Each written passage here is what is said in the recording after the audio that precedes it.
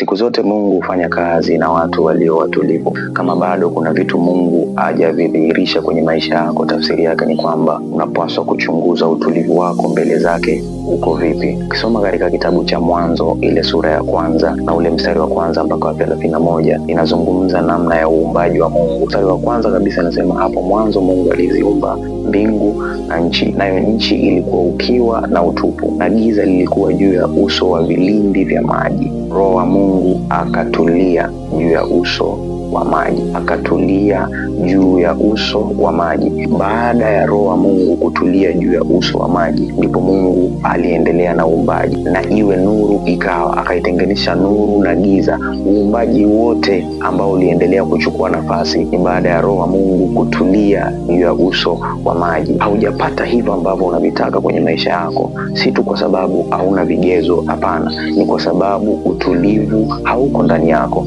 Haujaipata hiyo ndoa si tu kwa sababu wewe si mzuri au wewe si mume bora ama mke bora, hapana, ni kwa sababu utulivu ndani yako bado umekosekana. Utulivu ni kitu cha msingi sana katika maisha yako. Utulivu ndicho kitu kinachohitajika kuliko vitu vingine vyovyote.